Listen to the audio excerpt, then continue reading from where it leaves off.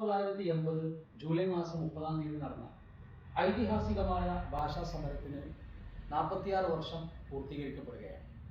കേരളത്തിൻ്റെ ചരിത്രത്തിൽ ഒരു പക്ഷേ ഇത്രയേറെ ദൈർഘ്യമുള്ള ഒരു സമരത്തെ ഈ കാലഘട്ടത്തിലും സ്മരിക്കുകയും അതിൻ്റെ സമരമുഖങ്ങളെയും സമരത്തിൻ്റെ ഊർജങ്ങളെയും അനിവാര്യമായ കാരണങ്ങളെയും പുതുതലമുറക്ക് മുമ്പിൽ ഈ കാലയളവിലും അയവിറക്കുകയും അനുസ്മരിക്കുകയും ചെയ്യുന്നത് ഒരു പക്ഷേ ഈ ഭാഷാ സമരത്തെ മാത്രമായിരിക്കാം. എന്തുകൊണ്ടായിരിക്കാം ഭാഷാ സമരത്തെ ഇങ്ങനെ അയവിറക്കുന്നത്? ഇതൊരു അനിവാര്യമായ ഒരു സാഹചര്യത്തിലുണ്ടായ ഒരു സമരമാണ്. ഇതിൻ്റെ തുടക്കം എന്ന് പറയുന്നത് ഒരു രാഷ്ട്രീയപരമായ സാഹചര്യമല്ല. നമുക്കെല്ലാവർക്കും അറിയുന്നത് പോലെ കേരള പിറവി മുതൽ കേരളത്തിലെ പൊതുവിദ്യാഭ്യാസ മേഖലയിൽ സർക്കാരിൻ്റെ അംഗീകാരത്തോടുകൂടെ പഠിപ്പിച്ചുകൊണ്ടിരിക്കുന്ന ഭാഷയാണ് അറബിയും ഉറുദുവും സംസ്കൃതവും ഒക്കെ.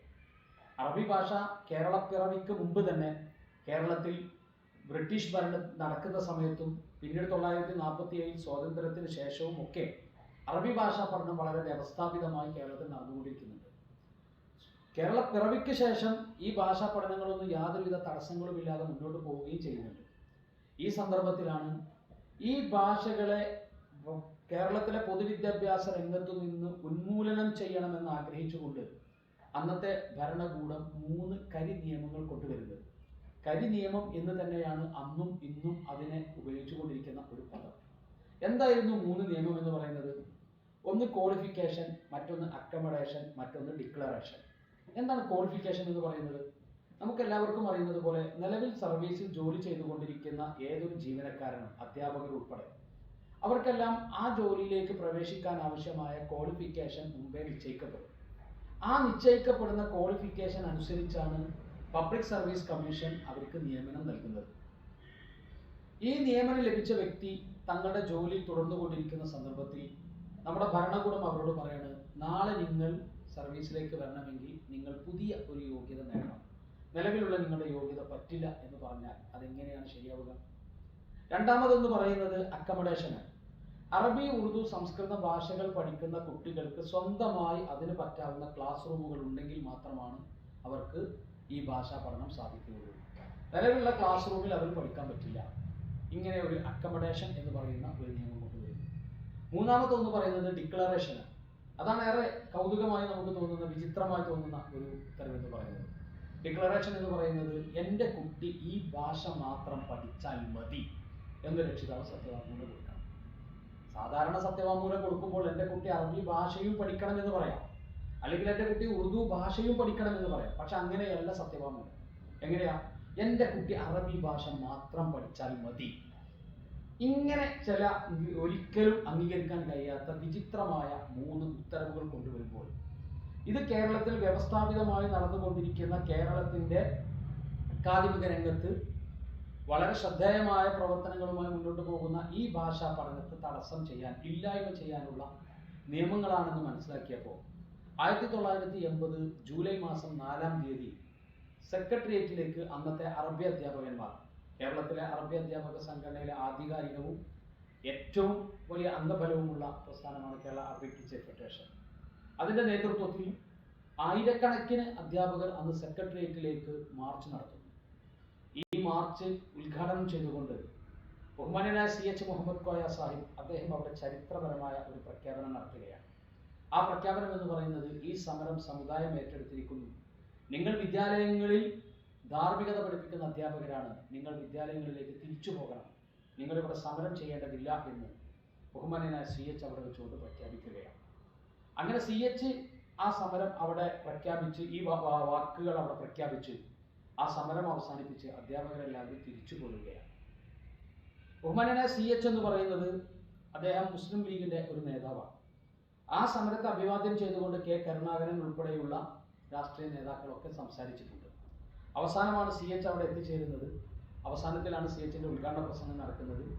CH ഇങ്ങനെ ഒരു ചരിത്ര പ്രഖ്യാപനം നടത്തുന്നതിൻ്റെ പിന്നിലുള്ള കാര്യം എന്താണ്? അവിടെയാണ് ഈ സമരത്തിൻ്റെ അനിവാര്യത നമുക്ക് ബോധ്യപ്പെടുന്നത്.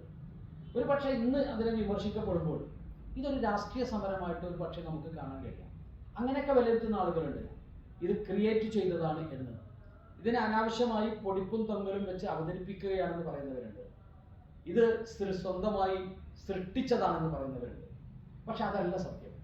ഈ സമരം ഒരു അനിവാര്യമാണ് എന്ന തിരിച്ചറിവിന്റെ ഭാഗമായിട്ടാണ് CH മുഹമ്മദ് കോയ സാഹിബ് ആ ഒരു ചരിത്ര പ്രഖ്യാപനം അവിടെ നടത്തുന്നത്. ഇത് ഞങ്ങൾ ഏറ്റെടുത്തിരിക്കുന്നു എന്ന് പറയുന്നത്. ഏറ്റെടുത്തു എന്ന് പറയുന്ന ഒരു രാഷ്ട്രീയക്കാരന്റെ വാക്കിൽ CH അവിടെ ഒതുക്കുന്നില്ല.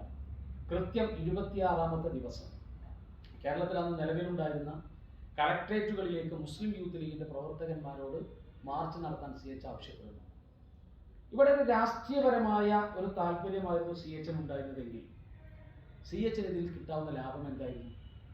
അറബി അധ്യാപകരായി കേരളത്തിൽ ഒരു പക്ഷേ അന്നുണ്ടായിരുന്നത് 10,000-ൽ താഴെ ആളുകളാണ്. ഈ 10,000-ൽ താഴെ വരുന്ന ആളുകളുടെ ഒരു വോട്ട് ബാങ്ക് മാത്രമാണ് CH ലക്ഷ്യം വെക്കുന്നതെങ്കിൽ അദ്ദേഹത്തിന് പരമാവധി കിട്ടാനുള്ള വോട്ടുകളുടെ എണ്ണം ഒരു 50,000-ന്റെ അടുത്ത് മാത്രമാണ് പരമാവധി. ഈ ഒരു വോട്ടുകൾ അത്രയും വലിയ ഒരു അംഗസംഖ്യ മാത്രം കണ്ടിട്ട് ബഹുമാന്യനായ CH ഒരു രാഷ്ട്രീയപരമായ തീരുമാനം ഇതിന്റെ പേരിൽ എടുക്കുമെന്ന് നമ്മൾ പ്രതീക്ഷിക്കുന്നില്ല.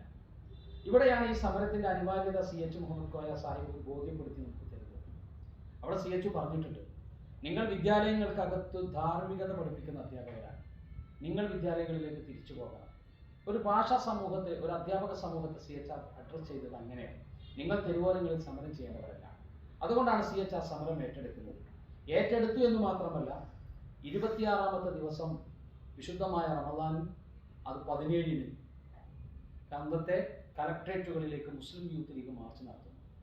ആ മാർച്ച് മലപ്പുറത്ത് അകാരണമായ വെടിവെപ്പുകൾ ഉണ്ടാകുന്നു, അക്രമാസക്തമാകുന്നു, ആളുകൾ ഭയന്ന് ചിതറിയോടുന്നു. 3 ചെറുപ്പക്കാർ, ഒരു പക്ഷേ ലോക ചരിത്രത്തിൽ ആദ്യമായി, നമ്മൾ അങ്ങനെ തന്നെയാണ് പറയേണ്ടത്, ലോക ചരിത്രത്തിൽ ആദ്യമായി 3 ചെറുപ്പക്കാർ വെടിയേറ്റ് മരിക്കുന്നു ഒരു ഭാഷയ്ക്ക് വേണ്ടി. മജീദും റഹ്മാനും കുഞ്ഞിപ്പിയും. 23, 24, 25 വയസ്സ് മാത്രം പ്രായമുള്ള ചെറുപ്പക്കാർ. വിവാഹം കഴിഞ്ഞ് 3 മാസം മാത്രം കഴിഞ്ഞ ആളുകൾ, ഭാര്യ ഗർഭിണിയായി നിൽക്കുന്ന ആളുകൾ. ഈ രൂപത്തിലാണ് ആ ചെറുപ്പക്കാർ ആ സമരത്തേക്ക് പോകുന്നതും ആ സമരത്തിൽ അവർ വെടിയേറ്റ് മരിക്കുകയും ചെയ്യുന്നത്.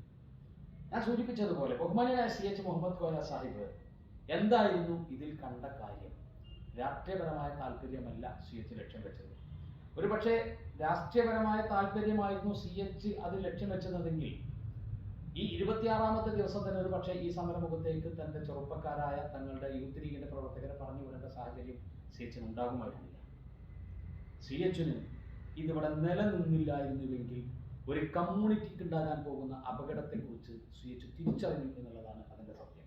ഞാൻ അതിനോടനുബന്ധിച്ച് 1-2 കാര്യങ്ങൾ സൂചിപ്പിക്കാൻ ആഗ്രഹിക്കുകയാണ്. എന്തുകൊണ്ടാണ് CH അറബി ഭാഷയെ ഇത്രത്തോളം നെഞ്ചേറ്റിക്കൊണ്ട് ഈ സമരത്തിന് വേണ്ടി CH ആഹ്വാനം ചെയ്തത് എന്നുള്ളതാണ് നമ്മൾ ആലോചിക്കുന്നത്. ഞങ്ങൾ കേരള അറബി ടീച്ചേഴ്സ് ഫെഡറേഷന്റെ പ്രവർത്തകരാണ്. ഞങ്ങളെ സംബന്ധിച്ചിടത്തോളം ഞങ്ങൾക്കറിയാം, ഞങ്ങളുടെ നേതൃത്വം നിരയിൽ ഞങ്ങൾ എക്കാലത്ത് സ്മരിക്കുന്ന 2-3-4 പേരുകളുണ്ട്.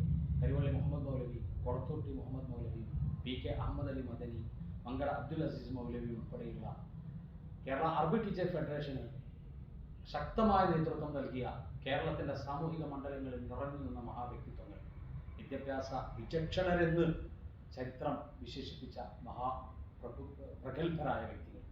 അതിൽ ബഹുമാന്യനായ കൊളത്തൂട്ടി മുഹമ്മദ് മൗലവി, അദ്ദേഹം പ്രസംഗിക്കുന്ന സമയത്ത് അദ്ദേഹം എപ്പോഴും പറയാറുള്ളൊരു വാക്കുണ്ട്. അദ്ദേഹം അമ്മിണി തമ്പുരാട്ടി എന്ന് പറയുന്ന ഒരു DOയുടെ കഥ പറയാറുണ്ട് എപ്പോഴും.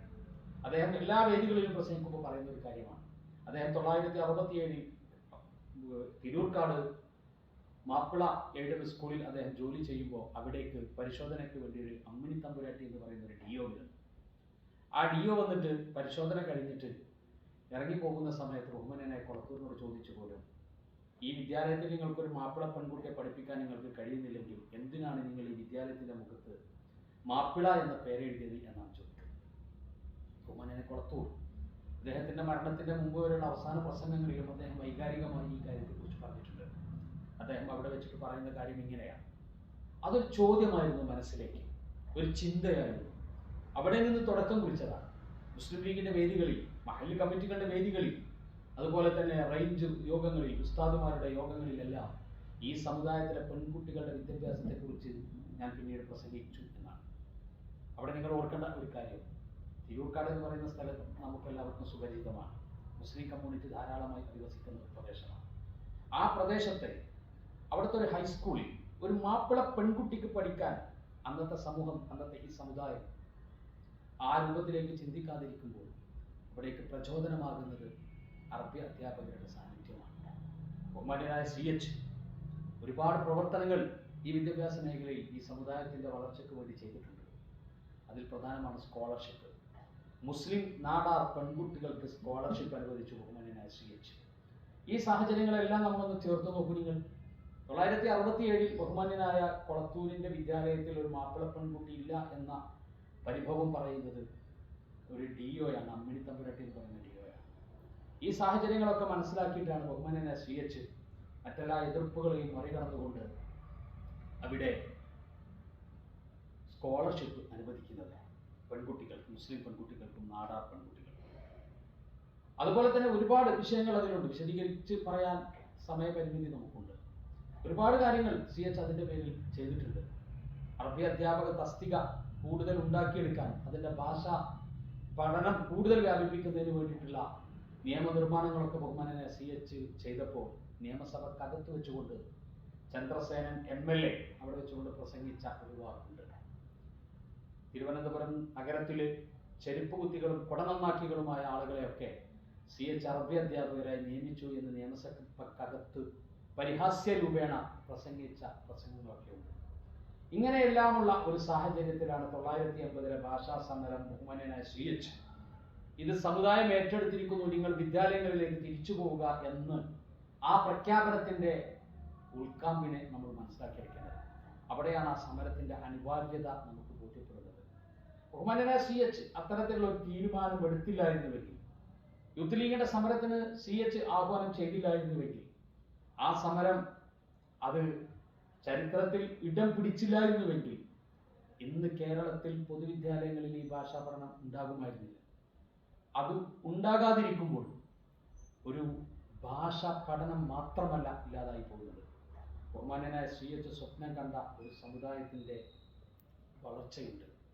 ബഹുമാന്യനായ CH ഞാൻ നേരത്തെ സൂചിപ്പിച്ച നിയമസഭക്കകത്തെ ആ പരാമർശം, ചന്ദ്രസേനൻ MLA പരാമർശത്തിന് CH പറഞ്ഞ ഒരു മറുപടി ഇങ്ങനെയാണ്: എൻ്റെ സമുദായത്തിലെ പെൺകുട്ടികൾ വിദ്യാഭ്യാസ രംഗത്തും മത്സരിക്കുന്ന ഒരു കാലം വരാനുണ്ട് എന്ന് ഒരു പ്രവചനം പോലെ ബഹുമാന്യനായ CH മുഹമ്മദ് കോയ സാഹിബ് അന്ന് പറഞ്ഞപ്പോൾ ആ പ്രവചനമാണ് പുലരുന്നത്. ആ പ്രവചനം പുലരാൻ ബഹുമാന്യനായ CH കണ്ടെത്തിയ ഒരു മാർഗമാണ് ഈ ഭാഷാ പഠനം എന്ന് പറയുന്നത്, അതിനെ സംരക്ഷിക്കുക എന്ന് പറയുന്നത്. ഇന്ന് അത് വ്യാപകമായിട്ടുണ്ട്, അതിൻ്റെ വ്യാപ്തി ഇന്ന് വലുതായിട്ടുണ്ട്. അന്ന് പരിഹസിക്കപ്പെട്ട ആ അധ്യാപകർ അവരിന്ന് വിദ്യാലയങ്ങളുടെ നെടും തൂണുകളാണ്. കേരളത്തിലെ പൊതുവിദ്യാഭ്യാസ രംഗത്ത് ഇന്ന് വലിയ വലിയ മാറ്റങ്ങൾ വരുമ്പോൾ ആ മാറ്റങ്ങൾക്ക് നേതൃത്വം കൊടുക്കുന്നത് അന്ന് CHന്റെ മുഖത്ത് നോക്കി പരിഹസിച്ച ആ ആളുകൾ, ആ പരിഹാസത്തിന് വിധേയരായ അധ്യാപകരുടെ പിൻഗാമികളാണ്. അവരിന്ന് ഇൻഫർമേഷൻ ടെക്നോളജി വിദ്യാലയങ്ങളിൽ എങ്ങനെ ഉപയോഗപ്പെടുത്തണം എന്നതിൻ്റെ മാസ്റ്റർ അംബാസഡർമാരായി ഇന്ന് കേരളത്തിലെ പൊതുവിദ്യാലയങ്ങൾ പ്രവർത്തിച്ചു കൊണ്ടിരിക്കുന്നു. ഇന്ന് പുതിയ പാഠ്യപദ്ധതി വരുമ്പോൾ ആ പാഠ്യപദ്ധതിക്ക് സ്വന്തമായി ടെസ്റ്റ് എന്ന് പറയുന്ന പദ്ധതി തയ്യാറാക്കി തങ്ങളുടെ പ്രവർത്തകർക്ക് അതിനാവശ്യമായ ട്രെയിനിങ്ങുകൾ നൽകുന്ന വളരെ വലിയ ഒരു വിപ്ലവത്തിന് ഇന്ന് അവർ തുടക്കം കുറിച്ചിരിക്കുകയാണ്. AI കുറിച്ച് നമ്മൾ ചിന്തിക്കുകയാണ്. ഈ ചിന്ത തുടങ്ങുന്നതിന് മുമ്പ് തന്നെ തങ്ങളുടെ അനുയായികൾക്ക് മുഴുവനും AI പരിശീലനം നൽകി ക്ലാസ് റൂമിനകത്ത് എങ്ങനെ ഇതിനെ വിനിയോഗിക്കാമെന്ന് പഠിപ്പിക്കുന്ന തലത്തിലേക്ക് ആ തലമുറ മാറുമ്പോഴാണ് ബഹുമാന്യനായ CH അന്ന് ആഹ്വാനം ചെയ്ത ആ സമരത്തിൻ്റെ കാലികമായ അന്നത്തെ പ്രസക്തി നമുക്ക് തിരിച്ചറിയാൻ സാധിക്കുക. ആ 3 ചെറുപ്പക്കാർ വെടിയേറ്റ് മരിക്കുമ്പോൾ അത് കേവലം 3 രക്തസാക്ഷികളെ സൃഷ്ടിക്കാൻ വേണ്ടിയായിരുന്നില്ല, മറിച്ച് അതിന് വലിയൊരു ലക്ഷ്യമുണ്ടായിരുന്നു. യാദൃച്ഛികമായിട്ടാണ് വെടിവെപ്പുണ്ടാകുന്നത്. അതൊരിക്കലും അവിടെ മുൻകൂട്ടി തയ്യാർ ചെയ്യപ്പെട്ട ഒരു സമരത്തിന്റെ ബാക്കി ഉണ്ടായതല്ല. അങ്ങനെ ഒരു സംഭവം അവിടെ ഉണ്ടായിട്ടില്ല. ഒരിക്കൽ പോലും അതിന്റെ സാധ്യതയുമില്ല. കാരണം അത് വിശുദ്ധമായ റമദാനിൽ നോമ്പ് നോറ്റുകൊണ്ട് ഒരു വിശുദ്ധമായ ദിനത്തിലാണ്. അങ്ങനെയുള്ള അക്രമാസക്തമായ ഒരു സാഹചര്യമില്ല അവിടെ, ഒരിക്കലുമില്ല. അവിടെ യാദൃച്ഛികമായി ഉണ്ടായ ആ സമരത്തിൽ, ആ വെടിവെപ്പിൽ 3 ചെറുപ്പക്കാർ മരണപ്പെടുമ്പോൾ അവരുടെ ജീവന്റെ വിലകൾ ഇന്ന് ഇവിടെ നമ്മൾ കണ്ടുകൊണ്ടിരിക്കുകയാണ്. ഇന്ന് പുതുതലമുറ ഇങ്ങനെ മാറി വരുമ്പോൾ ക്ലാസ് റൂമിനകത്ത് CHന്റെ ആ സ്വപ്നം ഇന്ന് ഇവിടെ സാക്ഷാത്കരിക്കപ്പെടുമ്പോൾ ഈ സമരത്തിന്റെ പ്രസക്തി എന്തായിരുന്നു എന്ന് പുതുതലമുറക്ക് നമുക്ക് പറഞ്ഞു കൊടുക്കാൻ നമുക്ക് സാധ്യമാകും. 46 വർഷം കഴിയുമ്പോഴും ഈ സമരത്തിന്റെ പ്രസക്തി ഒരിക്കലും നഷ്ടപ്പെടുന്നില്ല.